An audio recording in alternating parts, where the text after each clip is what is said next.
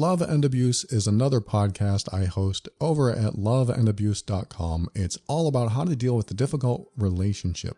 If you feel bad after most conversations with someone who says they care about you, you may want to check it out. loveandabuse.com. Welcome to the Overwhelmed Brain, where you'll learn to make decisions that are right for you so that you can create the life you want now. Hey, this is Paul Coliani, and I'm here to help you learn to deal with difficult people and tackle life's challenges without compromising who you are. This show consists of my personal opinions and is meant for informational purposes only. Always seek a professional for your mental health and well-being. So glad you are here. Thank you for joining me for another show. And what are we talking about today? I think what we're going to talk about is baby steps. Baby steps to help someone get to a place that would be more beneficial to them, and maybe you too. Help them get to a different way of thinking, a different belief system, a different outlook on life. So let me preface this by saying this isn't about trying to control or influence someone, especially for nefarious purposes. The goal is to help them get out of a miserable state. And specifically, maybe somebody who's always complaining or always saying how the world is against them. And here's another preface, before I talk about that, I'm not talking about real suffering. There are people in the world that are really suffering. And then there are those who may have suffered for real 20, 30, 50 years ago, and they're still complaining about it, and they're still saying how wronged they were. And I don't want to sound insensitive, because there are truly bad things that have happened to truly good people. And so if you're listening and you're one of these people and you talk about your challenges from the past and you think it might be what I'm talking about now, just know that I care about that. I care about you. And I hope that you're able to heal from whatever happened to you and get through every day a little bit better, a little bit brighter, and feeling good inside. So the people that I'm talking about, you know who I'm talking about. You know there are people out there that just won't stop about the same subject matter over and over again. I have people like that in my life, and I've learned to accept that that's where they are and that's where they want to be, and maybe that's where they need to be. But I have learned how to talk with people that are in that space. If you know someone in that space, it is what I like to call a dramatic victim. So there's a lot of drama, and they are very dramatic about it, and they're always in victim mode. So-and-so did this to me. This happened to me. I suffered this. And again, I'm not talking about real suffering that's maybe happening today or was recent. I'm talking about somebody who has been on that wagon for a long time. And when they have been on that wagon for a long time, there's usually a reason. There's usually a reason they have. One of them, they haven't healed. The second one is they haven't reached closure. And the third one is they actually get benefit from doing it. There's a secondary gain to doing it. And you've probably heard me talk about this. You may know about the concept, but secondary gain is when there is a benefit to your suffering, or a benefit to your complaining, or a benefit to even your depression. Doesn't sound like that would be beneficial, but if there's a benefit, then what's going to happen is that you will likely continue doing it. It's like in my past, I used to say, I love you to someone to hear I love you back. It wasn't necessarily because I wanted them to feel good and I wanted it to be a no strings attached compliment, and it wasn't anything like that. It was more of a personal gain, a secondary gain. So when I said it, it wasn't necessarily that I was suffering, but maybe inside I needed to hear it. It needed to fulfill me. So that's sort of along the lines. Now, when it comes to true secondary gain in the way I'm talking about today, it has to meet the standard of probably suffering, or meet the concept of suffering. For example, I talked about depression. Some people Um, and again, I'm trying to be sensitive about this because I have been depressed. I know what depression is like. There are people listening now that are depressed. Secondary gain requires an audience. Very typically, it requires an audience. And let's just say there's a husband and wife or a couple of any sort, and one partner is depressed and the other partner is saying, I'm so sorry you're in this state. What can I do for you? What can I do for you? They dote on them. They care about them. They love them. And the depressed person has learned that when they're depressed, they get more attention. They get more love.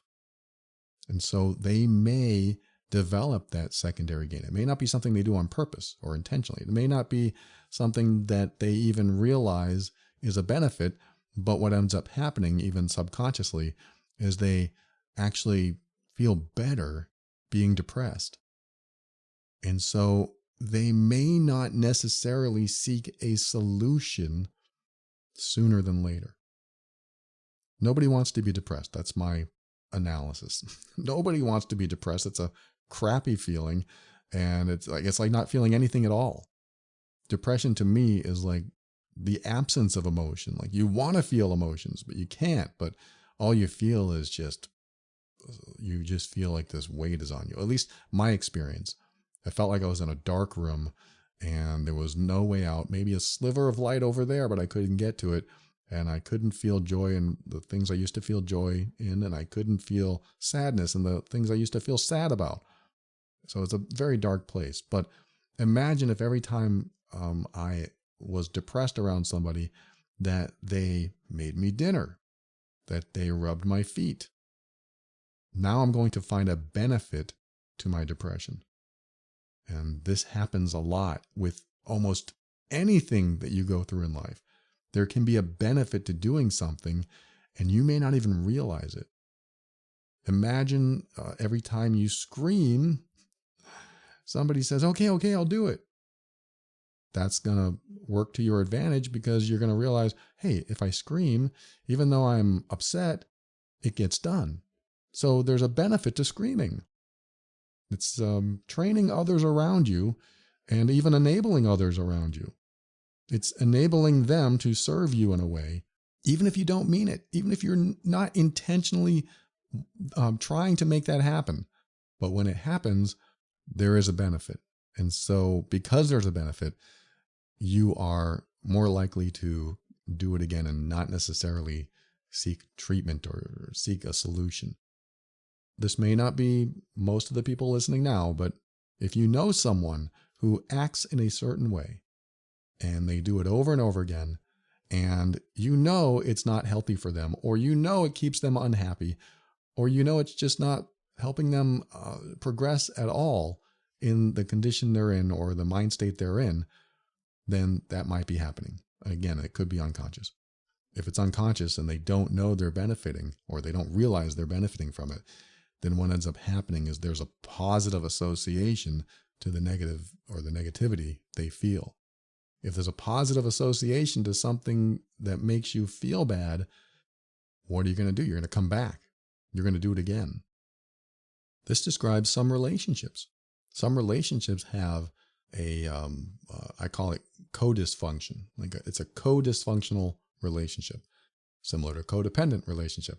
The co-dysfunctional relationship, which is probably one and the same as a codependent relationship where each dysfunction complements one another, but I'm just going to call it the co-dysfunctional relationship for now, is when somebody has a dysfunction like they're a people pleaser and somebody else has a dysfunction that like a toxic behavior, like they're a taker.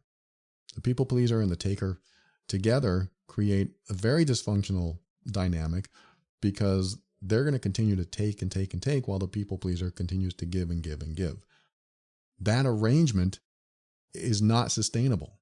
That arrangement will not work for most relationships, for probably any relationship, because in 99 out of 100 times, the people pleaser gets burnt out and the taker never stops taking.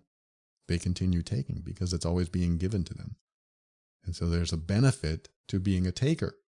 And there's a benefit to being a pleaser in this case. But the pleaser will burn out, the taker won't. But the benefit to the pleaser is when I give and you receive and you like it, I feel good. I feel liked. I feel loved. I feel accepted. I feel important. And so the people pleaser has this secondary gain for the dysfunctional behavior of people pleasing. So if you've heard my show before, you've heard me talk about secondary gain, you may already know the concept, but I really like the concept because it explains so many behaviors in the world. It explains so many behaviors in people in our life.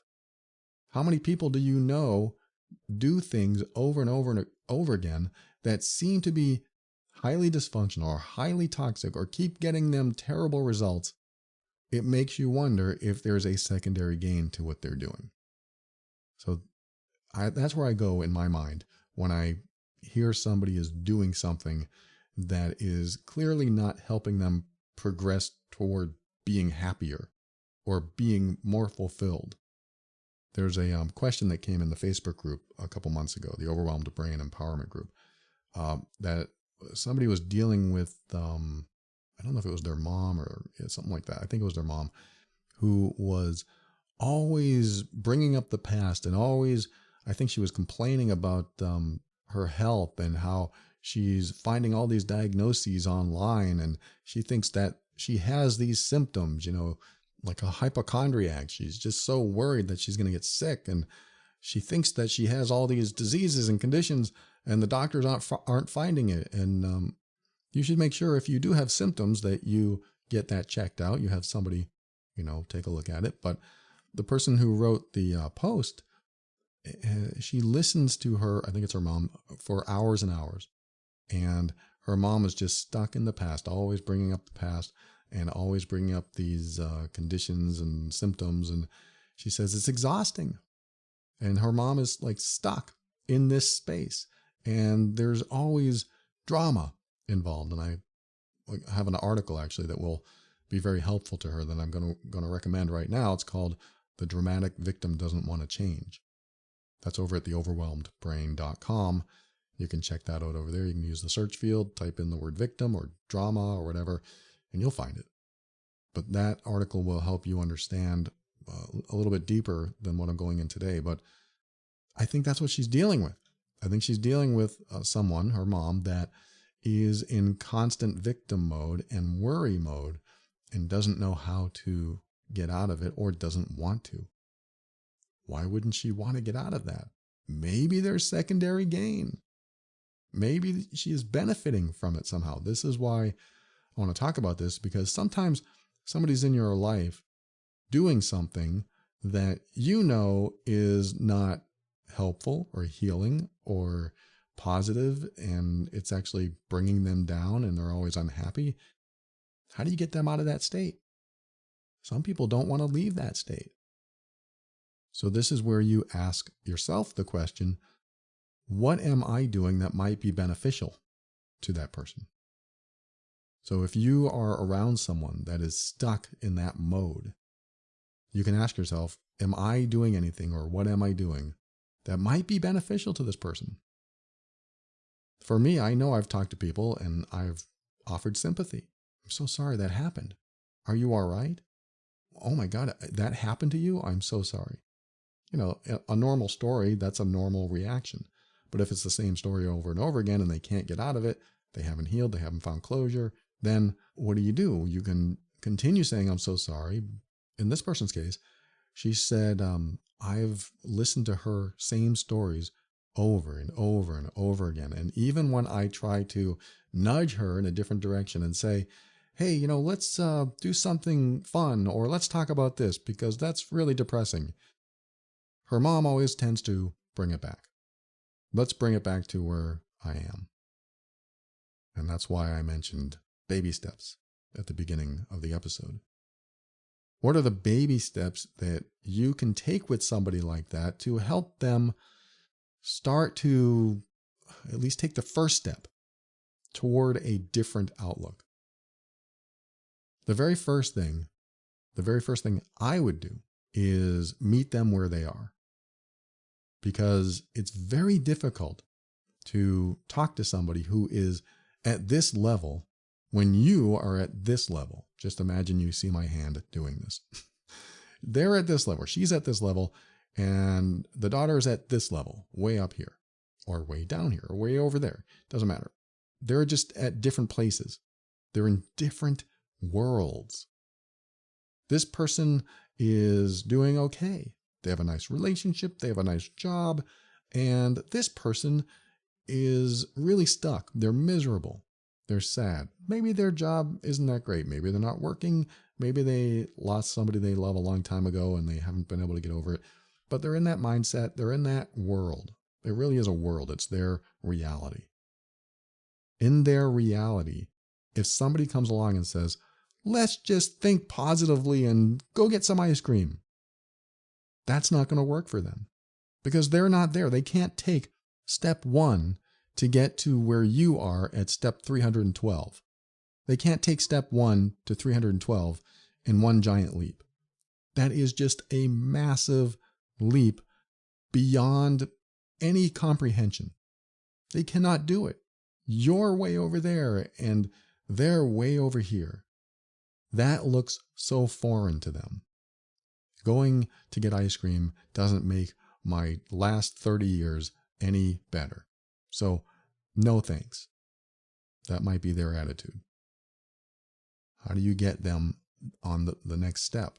The first step. How do you get them there to that first step? The first step needs to be a baby step. And the only way to take a baby step is to be where they are and then take it with them, or at least show them where it is. So you have to think in ways that they would think. You have to think like them. If I were that person and I were still stuck in the past, what would I be sad about? Why can't I get past this? Why am I stuck here? Why do I feel so awful today? What is going on in my life today that makes me jump into the past and stay there, that I can't enjoy or be present in what I have in front of me today? And those are good questions because those will help you empathize with where they are, inside. And if you can empathize with where they are, that's one step into their reality, their world. If you can step into their world and see through their lens, then because you have been in a better space inside yourself, or a different space that feels better than where they are, you have a roadmap in front of you. And now you can take a look at this wide open road in front of you and ask yourself, what would be my next step from here? I'm in their space now. I'm in their world. I am experiencing what it's like to be them. I'm experiencing their suffering, if they're suffering. But they believe they are. In most cases, they believe they're suffering in some way. So I'm in that space. What's my thought process? They may think, I'll never be happy. How do you meet someone in a space of I'll never be happy? Do you say, sure you will. You'll be fine. That's a massive leap from I'll never be happy. It's too far. They can't take the leap. They will not be able to get there. It won't register. It'll be completely foreign to them. That makes no sense, like you're talking a different language. How can I get there? I'm here. I can't even get out of bed without thinking about how miserable I am. There are people that are in that space right now. So how am I possibly going to ever feel better? That doesn't make any sense to me. So the question is, how can I help someone get to a better space? Now, there are going to be people that resist getting to a better space. Some people do not want to change. Some people want to stay the dramatic victim. Those people you may not be able to help, but I'm still going to try to help you help them. I know we don't want to control people. We don't want to influence people. We want to make sure that everyone has their own sense of autonomy and sense of independence, and they can make their own decisions, because most of the people we're talking about are adults and they can choose what they want to do in life. And we just allow that to happen, and we have to accept their decisions. That's true. 100% true.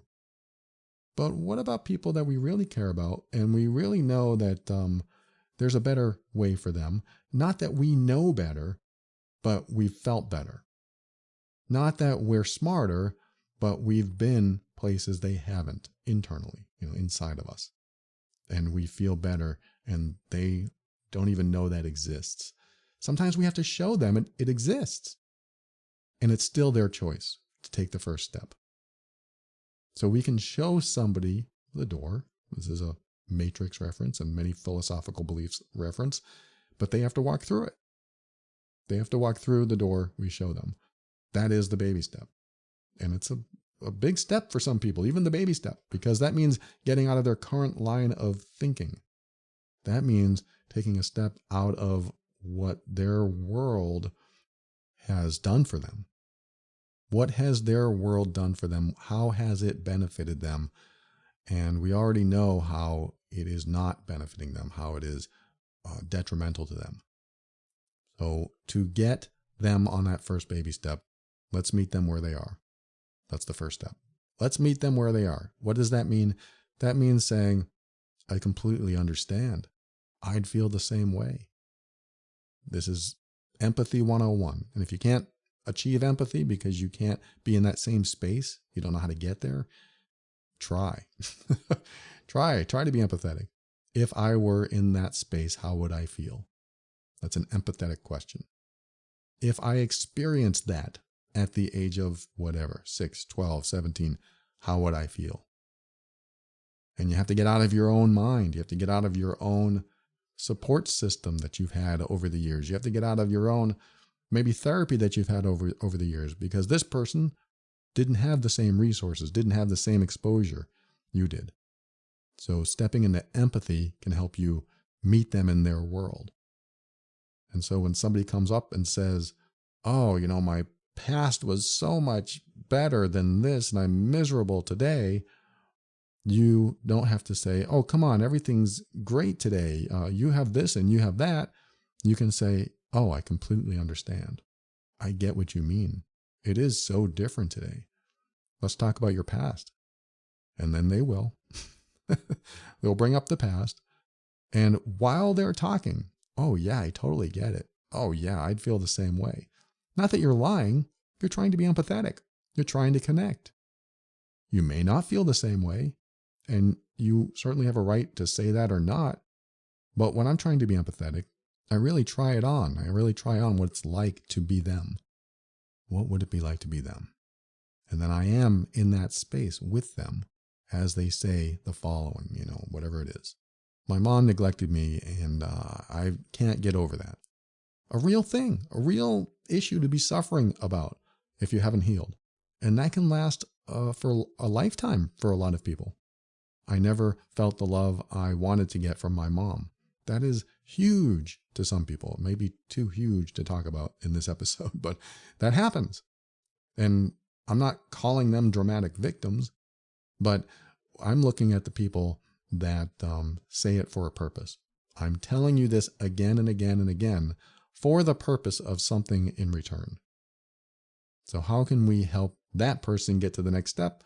Okay, if I were that person and my mom neglected me, yeah, oh, that would be terrible. I totally get where you are. Totally. I'm there. I'm with you. They need to connect. They need to know that you understand. They need to know that maybe you have some sort of connection with that predicament, that type of relationship, if it happened to you. And then you be in that space with them. They may go on and on and on. But you're in that space with them. And this is the opportunity you look for doors. This is the opportunity you look for a possible nudge in a different direction. And it can't be something opposite. Hey, you've been thinking this way. Now think this way, which is completely opposite. Hey, you've been sad all this time, but this door will make you happy. It can't be that. It's too much of a leap.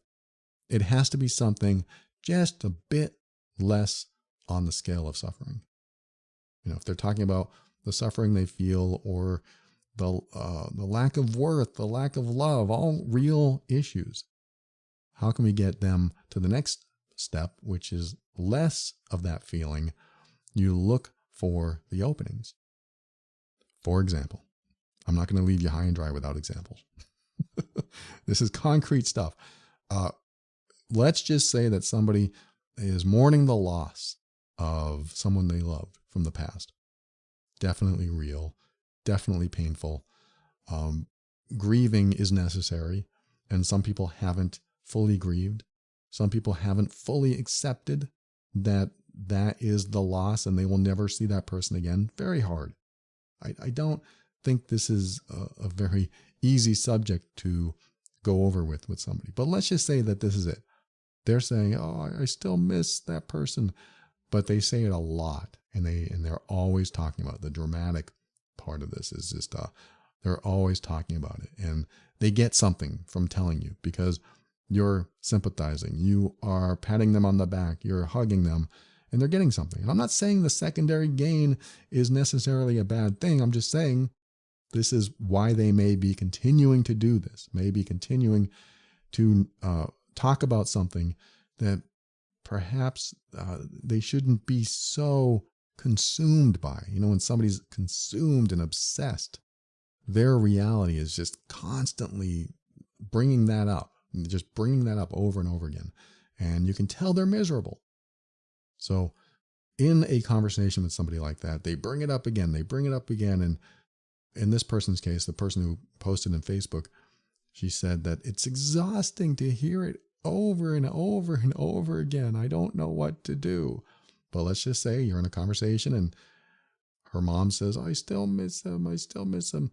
And of course, meet her there. Oh yeah, I understand. I completely understand. I miss him too. It's so sad. It's so sad. What's the door? The door for the baby step could be, why don't we go visit his grave? That's not saying, let's go be happy. That's not saying, hey, think positively. That's not saying anything like that. It's just saying, hey, we're in this space. Let's do this step and continue being in this space. Let's go visit his grave. Or let's look at the pictures. You know, those pictures that you kept of him. I want to look at those together. Yes, it sounds like we're going to keep them in that space, but what we're doing is nudging them in a slightly different direction, or maybe it's not so slight, but it's a different direction. It takes them out of almost inaction. Like I'm in a state of inaction and I am suffering and I am venting, expressing, complaining, whatever you want to call it. And it's inside of me and I have no closure and I'm not healed. I don't know what to do with this. So what we're going to do is take a step into another direction, a little action step, and do something. And that is your baby step. You can do something. Let's go visit his grave. Let's go look at the pictures. Let's watch that home video we took. What does this do? It shakes the brain. It's a pattern interrupt. It shakes up the process that continues to repeat itself over and over again. So now we have this process that goes on repeatedly. I mean, this is what happens in the obsessed mind. It's repeated, repeated, repeated. Okay, I'm with you. I'm there with you. What step can we take that we can stay in this space together, that, and this is what you're thinking, that when we go and do this next step, we might have a different perspective. We might have a different outlook. We might feel even a little better because we did something about it. Sometimes that's what it takes. You have to do something about it. Well, often that's what it takes. When you have this obsessive type of thinking, what are you going to do about it? What step are you going to take next? Now, when you're in a dramatic victim state of mind, you can't think of doing anything. You're just in your misery. You don't know what to do, and you don't believe anything will change. But if somebody's with you, it can really help you see things differently. It can help you feel like you're not in this alone. That's another part of this. You're not in this alone, and I would like to do this together. So that can be a step toward a better path, a different path for them. Okay, let's do this. Now, the second part of this is taking steps actually causes them to address what's going on inside of them. So this is a level of accountability for where they are. That sounds a little strange, but what I mean is, let's just say that you have a dramatic victim. I'm just going to use that term, dramatic victim, and they are obsessing about this over and over and over again. And you realize that, okay, if they're obsessed about this, then I'm going to make them face what they're saying and make them face what they're thinking. That means I'm going to cause them to address and take responsibility for what they're thinking and feeling by introducing a possible solution to their problem without telling them this is the solution. What I mean by that is, let's just say that somebody said, I miss him so much. Now we can say, okay, this person misses that person. How can we get a little bit closer to the person they miss? Well, that would be a step in a good direction, because now we're trying to fulfill the need inside of the other person. The need is, I want to see that person again. I want to experience that person. I want to talk to that person again. We may not be able to do that, but we can get one step closer.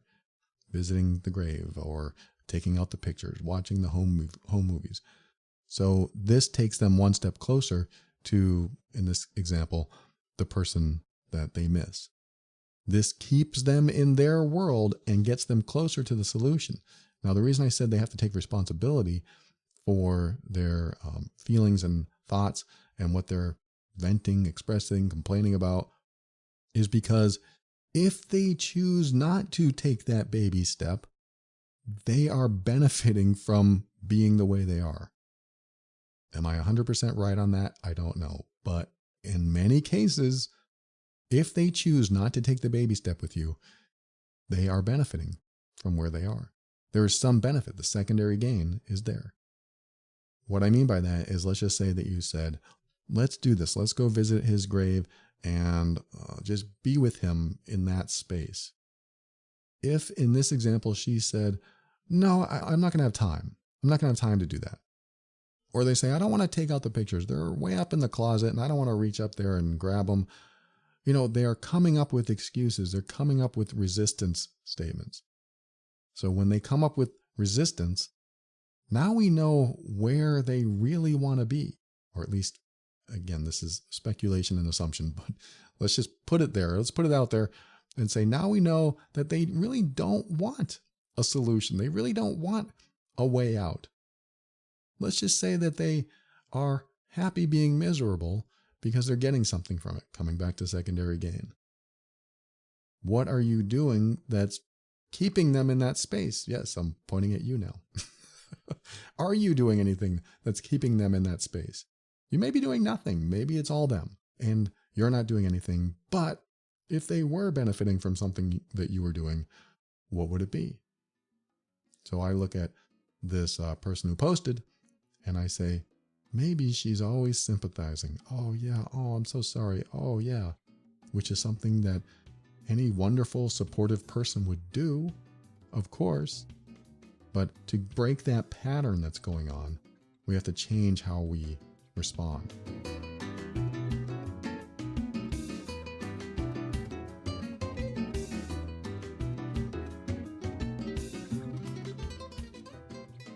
I've been there. I know what it's like. I've been depressed. I've been anxious. I've had probably several things that I probably should have gone to therapy for. But I did end up going to therapy for issues I was dealing with. And I did so because time is so precious. I don't want to waste any more time than I have to being unhappy. And with the time you have, I believe it's crucial to focus on what truly matters to you. This is where therapy can be transformative. It's a space dedicated to helping you identify and prioritize your values so you can make the most of every moment. This is why I love BetterHelp and what they offer. BetterHelp is our sponsor today. And when you choose therapy, it's not just for navigating life's biggest challenges. It's a tool for personal growth and for learning how to thrive in your daily life where you can embrace joy and live authentically. That's what I'm all about. And I'm thinking about the type of person we're talking about on today's show. And if that's you and you're listening, I want you to consider reaching out to BetterHelp. They're online, convenient, and they fit around your life. you're matched with a licensed therapist tailored to your needs. And if you ever feel the need to switch, you can do so at any time without any additional charges. I want you to learn to make time for what makes you happy. And if you need help, that's why BetterHelp is here. Visit betterhelp.com/brain. You'll get 10% off your first month. That's BetterHelp, HELP.com/brain.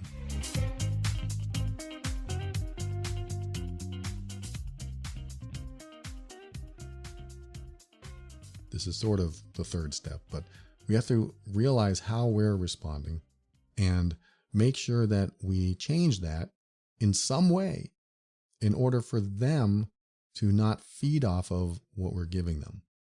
It's a terrible way to put it, but let's just pretend that what we're doing feeds them in some way. It helps nourish their direction. It helps nourish their state of mind, where they are now, the obsessive thoughts, the obsessive thinking and grieving or suffering. Your actions can nourish that if they have a secondary gain. So let's meet them in their world, help them take a baby step while we're in that world, not too far from where we were, staying in that space. And now we have an opportunity to find out if they really want to change. Because when we take that action step, we're going to learn where they want to be. If they make up excuses or resistance and they don't want to do any of this stuff, even though you're in that world, in that space with them, then my assumption is that they don't want to change. They want to stay in that space, which is, now we go to the third part. How am I responding? And how do I need to respond differently so that I don't nourish that obsessive place they keep coming back to? How am I responding now?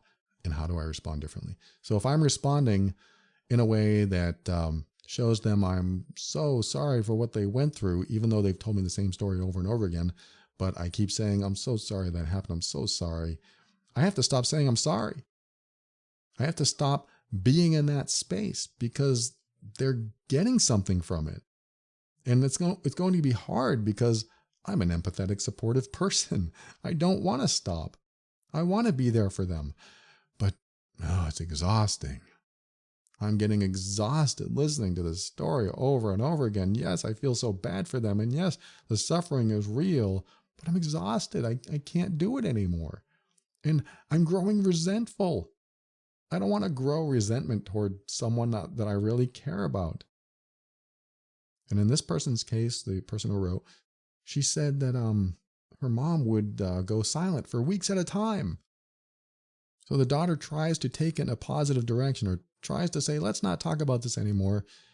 And her mom just stonewalls her and disappears. And the daughter has to call her back and break the ice and say, Mom, I miss you. Let's talk. Okay. Well, I've been so miserable. And then the cycle continues because that's where they started and there was no baby step out of it. So how can I respond differently? How can I act differently? What would you do in that case? You're used to saying, I'm so sorry. Oh, that must be so hard. I'm so sorry. What do you do if that is in your nature? How do you respond differently? Because you don't want to grow resentful. You don't want to look at somebody and say, oh, God, again? I mean, in your mind. But you may do it. You may say it out loud. But most of us would probably do that in our mind. Oh, again, here's that story again. What am I going to do? So here's my approach. If somebody was bringing up that same story again, and I was that person that said, oh, I'm so sorry that happened. You must be miserable. How would I be different if I'm not that? What would be a different response? What would be a more productive response that doesn't nourish the state that they're in now? Well, my approach is more accountability, and how I do that is I ask what they're going to do about it. And I don't just ask, what are you going to do about it? I just ask questions like that. So when they tell their story, I'll ask a question like, oh, what are you going to do about it? Well, that is the question, but I'll ask questions that cause them to actually take responsibility for their own healing, for their own progression, because they're in this space. And if they don't want to leave that space, in order to answer the question, what are you going to do about it? They have to consider other options. And the chronic complainer, the dramatic victim, doesn't want to consider other options. They don't want to think about other options. They just want to complain and be the victim. And when they are in that space, how to get them out of that space is asking questions like that. Wow, what are you going to do about it? What are you going to do next? Did you call them when you found out? Why not? What did you do when you found out? Or how about the hypochondriac? Are you going to go to the doctor and get that checked? Are you going to ask a professional and find out what they think? What are you going to do? What this does, again, is force them to take responsibility and be accountable for what they're sharing with you. So the complaints, the expressions are coming out of them. And now we're going to tell them, okay, you're telling me all this stuff. So now I'm going to hold you to it. Because you're either telling me because you're looking for a solution, or you're telling me because you're getting some benefit from telling me. And I'm not saying you say that out loud, but that's sort of the way to look at it. There's two possibilities. You're either looking for a solution, or you're telling me because you're benefiting from it in some way. And if you're benefiting from it, I don't want to continue that type of communication and connection with you, because it's not easy for me. And again, you don't say these things out loud, but you're thinking them. How can I communicate with this person where it doesn't continue a dysfunctional cycle that it's in? And so that is an approach. You start asking questions. What are you going to do about it? Like this reminds me of a guy that was complaining about his manager. I worked with him a long time ago, and he was complaining like, oh, that guy's such a jerk. And he doesn't know what he's talking about. I know more than him. And he wouldn't stop. And I understand that. We have to vent. We have to get it out. But instead of continuing to listen and listen, because I really didn't like this guy anyway. We worked together, but I really didn't like him. He thought he was superior. And he just complained and complained. And I finally said, you know what we need to do? We need to go in there and we need to talk to him. Let's go talk to him now. He stopped in his tracks. He said, what? And I said, let's go talk to him. You know, that's not right. It's not fair. We need to go talk to him right now. And he said, well, no, I don't know. I'm okay. I don't need to talk to him. He didn't complain anymore. I said, let's go talk to him. And he shut his mouth. He didn't want to do that. He didn't want to. He didn't want a solution. He just wanted to vent or complain. And I'm all for venting. I'm all for expressing. Absolutely. You have the floor. Express, vent, say anything you want. Eventually, we need to do something about it, or find a way to get some closure, find a way to heal. And if we can't, then we need to talk to somebody about it, or we need to explore that and reflect and read and be by ourselves, or be with somebody else, or find a professional, whatever it is. We have to get past the rut. The rut is, oh, my life sucks and it's over and over again, and this happens and this happens and this happens.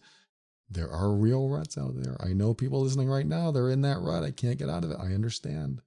I definitely sympathize. I definitely empathize because I've been there. But the goal is to climb out of it. That's the goal. And if somebody puts a ladder down and says, here's a ladder, what are you going to do? Well, no, that's not the right ladder. I'm afraid to go up that ladder. I don't want to go up that ladder because what's on the top? I don't want to deal with that. I don't want to go up the ladder. That might be somebody you know. That might be you. But you might be in that rut and you're not ready to take such a big leap or such a big climb out of this rut. Maybe a person like that thinks they still have stuff to do here. And that's with the lack of closure. That's where that comes in. I still have stuff to do here. I still have something that needs resolving here. When it comes to something that needs resolving, I'm all about that too. But I don't talk about it. I do something about it. And what that means is if it needs resolving, I need to explore every single avenue of resolution. I need to go through every motion, every action step I can take to resolve it. Otherwise, I'll obsess about it. And then I have to accept when I've met a wall. I have to accept it. I've met a wall. There's no climbing over it. There's no getting through it. There's no digging under it. There's nothing more I can do. Now I accept that I've done all I can. I've exhausted all my resources. When I get to that point, it's a form of closure because there's nothing more I can do, but it does help me progress. It does help me get to the next step, that next baby step or that next giant leap, whatever it is. There's a point where I've exhausted my efforts. Most dramatic victims don't exhaust their resources. They don't even want to see the resources. They don't want to know they're there because they're in the space for a reason. And that reason is a benefit of some sort. So there's a lot more I could talk about on this, but again, you can go to the article on theoverwhelmedbrain.com called The Dramatic Victim Doesn't Want to Change, and you'll get a lot from that. And I hope this helps. I want to thank the person who wrote this in Facebook. I'm going to tell you that this episode is going to air, so check it out. And of course, you are welcome to join the Facebook group. It's called the Overwhelmed Brain Empowerment Group, or sometimes TOB Empowerment Group. Just head over to Facebook and look for it. You can actually just type in the Overwhelmed Brain and you should see it pop up as a group. Thanks for joining me, and thanks for listening to another episode of the Overwhelmed Brain. I appreciate you, and I appreciate the patrons that have given their hard-earned money. Mary, Anna, Paige, and Stephen. Good to see all of you. Thank you so much for your support. I am very grateful. They found value in the show, and they decided to give back. So I opened the door, and they walked through it. So again, I am so grateful. Thank you so much. If you find value in the show and you want to give back, head over to moretob.com. And there are options to do that over there. And for a show on how to navigate the difficult relationship, head over to my other podcast called Love and Abuse over at loveandabuse.com. And if you know you're the difficult one, join the program that is helping a lot of people heal and even save relationships at healedbeing.com. And finally, thanks to Kevin MacLeod of Incompetech.com for some of the music transitions in The Overwhelmed Brain. So for my final words, I know there are people still listening now saying, yeah, but Paul, what if they don't change? What if they don't want to take that step? What if everything I try doesn't work and that's just who they are? And I can't get past who they are. That is who they are. And there's nothing I can do about it. And there's nothing they want to do about it. I've tried everything. In that case, can you accept them for who they are? Yes, it falls back on you. Can you accept someone for being who they are? And can you be there for that person even though they are who they are? I always liken this to a smoking person, like somebody who smokes cigarettes, and the smoke bothers the non-smoker. And the non-smoker says, you gotta stop smoking, I can't hang around you. Okay, let's just say the smoker says, I don't want to stop smoking. I love smoking. I love filling my lungs with smoke instead of oxygen. So if you don't like it, that's too bad. That's just how I am, and that's what I like to do.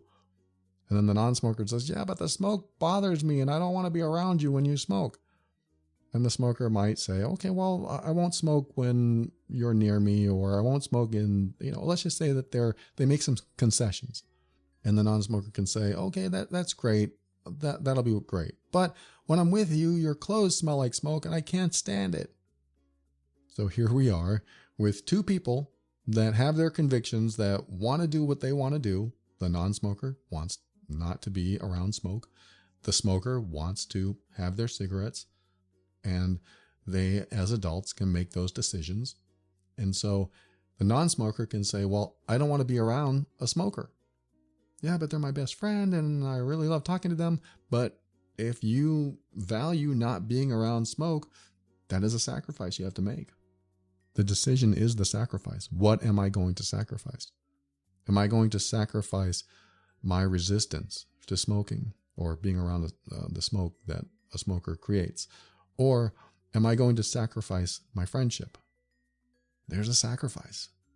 Sometimes we have to make these sacrifices. How about, yeah, but they're family, I can't do that.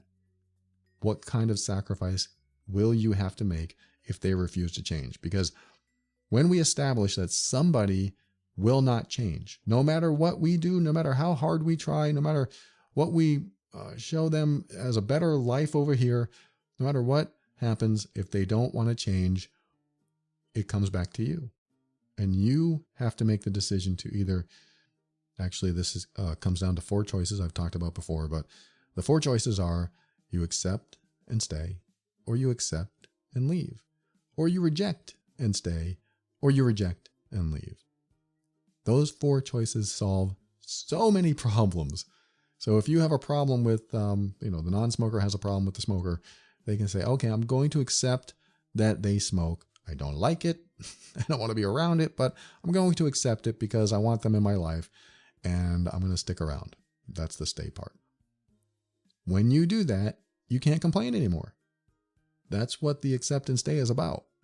Acceptance is knowing they're not going to change and not giving them grief for not doing it, and not complaining and not telling them how awful they are or how sick they're going to be or whatever.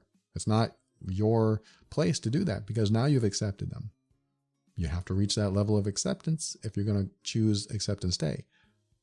But let's just say it's accept and leave. I accept that they aren't going to change, so I'm going to leave the relationship. I'm going to exit this because I can't be around that. I value my health. I don't want to expose myself to that. So that's what I'm going to do. It's going to be painful because I love that person, but I can't be around that.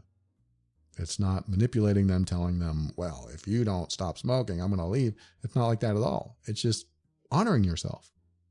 Accepting and staying and accepting and leaving are both honoring yourself. Now, here's the hard one. Reject and stay. Okay, I'm going to reject that they smoke. I hate it. I'm going to resist it. I'm going to complain about it, but I'm not leaving. That puts you in the most misery. Talk about being a dramatic victim. Sorry. But you'll be in misery, and you'll choose to be in misery by staying. When you can't accept someone's behaviors or their habits or their choices, and you decide to stay, then you are quite frankly exposing yourself to the problem. You become the problem. Not them, because they said, well, this is who I am. Accept me or leave. Well, I don't accept you and I'm staying. Now you're the problem. I'm sorry if this offends anyone, but that's really how it goes. So you have accept and stay, accept and leave, reject and stay. How about reject and leave? Absolutely. Why not? If you don't like it, you can leave. You can reject and leave. That means saying, I don't like that you smoke. I'm never going to like it. And I'm never going to accept that you smoke. And whenever I see you, I'm going to complain about it, but I'm not going to stick around. So if we never see each other again, you'll never hear me complain about it. But if we do, if we bump into each other, I'm going to ask, you still smoking? But I'm going to leave because I respect you. I respect me. I want to get out of this situation and you don't want to be around a complainer. So I'm going to leave. I'm going to do us both a favor and leave. Yeah, but that person's smoking. They should stop smoking. Well, that could be your belief. And if it is, do you stay in a situation where you can't accept someone and really create your own misery? That's what I like to avoid. I like to avoid creating my own misery. So I came up with these 4 choices: accept and stay, accept and leave, reject and stay, reject and leave. And that solves the problem. I'm not saying it's easy. It can be painful, but it really brings things down to a singular objective, a singular decision. And when I make that decision, I follow through. Again, sometimes not easy, but there's no gray area. I don't have to think about it. I have to do it. I mean, I think about it beforehand, but after I do it, after I've made my decision, I know it's right. I know it's right for me because I've thought about the 4 choices. I've thought about staying. I've thought about leaving. I've thought about accepting. I've thought about rejecting. And what does that do if I stay? And I think about all that stuff and then I make my decision. And once I've made my decision, I know it's the right one because I've already gone through the process of imagining what the future is going to be like if I stay or go, or I accept or reject. So glad you joined me today. I hope you're glad too. Just remember, in order to help you make decisions like this or talk to people that we are talking about today in this episode, Just keep an open mind, because that's how you step into your power so that you can create the life you want. Always take steps to grow and evolve. You are powerful beyond measure. And above all, and this is something I absolutely know to be true about you, you are amazing.